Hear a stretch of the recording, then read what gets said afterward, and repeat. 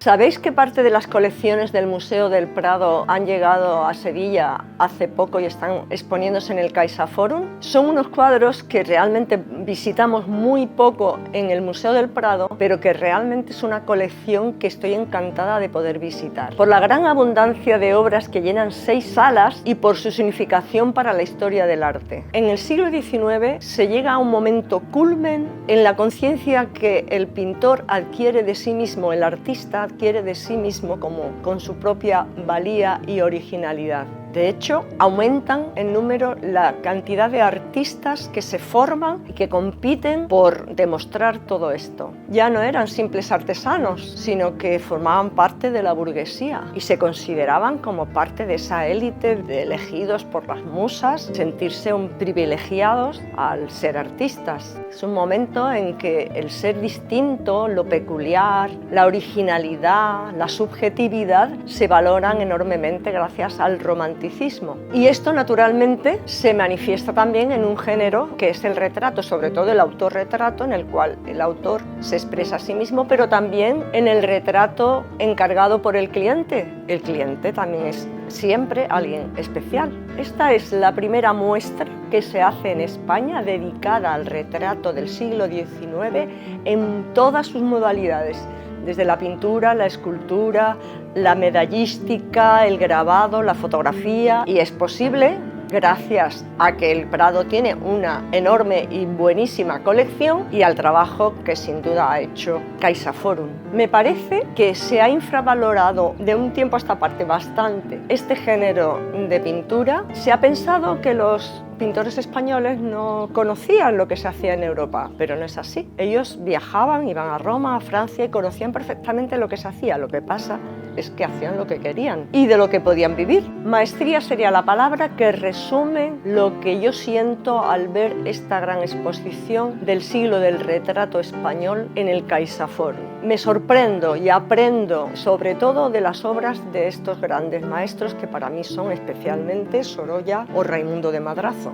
Vulgarmente se sabe que no admitimos la pintura realista hoy día porque para eso tenemos la fotografía. Pues sí, hay grandes obras de arte también de fotógrafos. Sin embargo, los retratos que veo aquí son más que unas fotos. Por ejemplo, tengo la sensación de ver la psicología del retratado en el Jaime Girona de Federico de Madrazo. Me siento como dentro de la habitación de esta señora mayor, de este retrato de anciana, y siento las sensaciones que producen las telas de este retrato de dama de Raimundo de Madrazo, hijo de Federico, también gran pintor, y hasta la atmósfera que le envuelve. Hay virtuosismo, sí, pero es mucho más. Por supuesto no podemos olvidar a Goya, que ni siquiera hay que nombrarlo, o a otros como Francisco de Pradilla. Ya quisiéramos muchos pintar así. Estos pintores del retrato del siglo XIX expuestos en CaixaForum normalmente se han infravalorado con respecto a las vanguardias europeas, pero no es así. Ellos sí recibían influencia. El impresionismo, de hecho, influyó en muchos pintores. Es evidente, por ejemplo, en Sorolla. Aquí tenemos el retrato de María de Figueroa vestida de menina como un homenaje a Velázquez, en el que se manifiesta precisamente esa soltura de la pincelada y estos efectos impresionistas. Las niñas de Pinazo también tienen esas pinceladas libres y sueltas,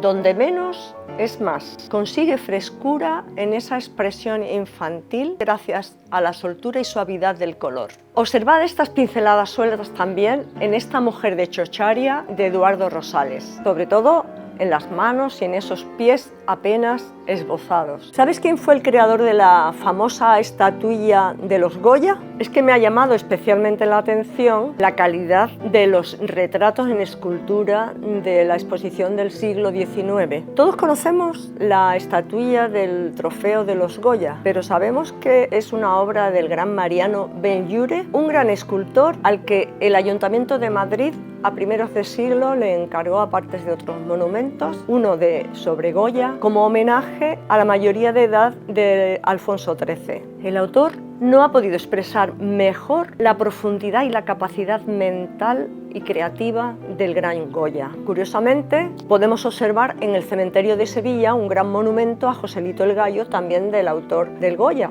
Mariano Belllure. Sevillano es el escultor de la cabeza del doctor Rubio y Galí, llamado Antonio Susillo. Sin duda uno de sus mejores retratos, en los que expresa una gran personalidad, la psicología del personaje y una fuerza y gran veracidad en la representación. Antonio Susillo es considerado uno de los mejores escultores del siglo XIX español. Y el doctor Rubio es considerado uno de los mejores médicos, científicos, cirujano, urólogo y gran investigador de Cádiz. Me parece que en cuanto a la factura, la expresividad y a la veracidad no tiene nada que envidiar a escultores como Rodin, que conocemos por la estatua del Pensador. Curiosamente podemos observar más esculturas de Susillo, por ejemplo el Velázquez de la Plaza del Duque y Daoiz de la Plaza de la Gavidia, en Sevilla. Voy a contarte algunas curiosidades de la exposición del retrato del siglo XIX en el CaixaForum. Me ha llamado poderosamente la atención un retrato, una señora con bigote. ¿Esa mala idea? ¿O es que el retratista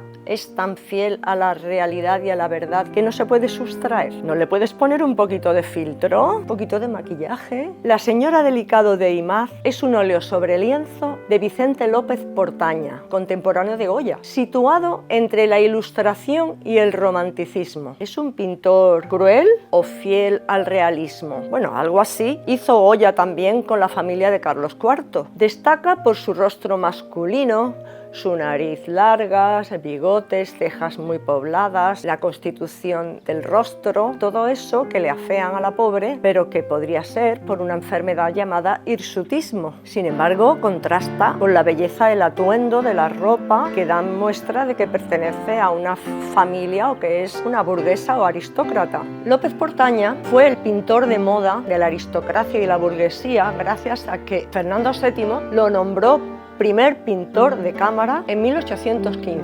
Si te parece normal pintar a un muerto, pues es una de las cosas que me ha llamado la atención de una exposición sobre el siglo del retrato en el CaixaForum. El romanticismo ya había puesto de moda el realizar mascarillas de cera a los difuntos para obtener una veracidad total y objetiva sobre la anatomía de los personajes, pero ya es que a los niños muertos demasiado. También me llama la atención el caso de Tintoretto pintando a su hija muerta, ya está más mayorcita, y ya Leonardo Cogniet hizo un cuadro al que copiaron muchos otros. Resulta que parece ser que Tintoretto, cuando murió su hija querida, se puso a pintarla una vez fallecida, en el siglo XVI. Y es que tuvo que ser un gran trauma para su padre, porque era una chica artista, pintora, música. Esta leyenda nos llama la atención, pero sin embargo poco sabemos de Tintoretta como pintora, porque las obras fueron a pasar a la autoría de su padre. Sin embargo, en el siglo XIX ya no pasaba esto. Tenemos el retrato de su madre, de la pintora Carlota Rosales Martínez Rosa. Pero como tantas artistas de la época, mujeres, no pudo desplegar sus alas de pintora, de artista. Junto con otra artista, Inocencia Aragón, fueron las dos únicas mujeres en el siglo XIX que fueron becadas por la Academia en Roma. Si quieres que hagamos más historias y curiosidades de este tipo, dímelo en comentarios.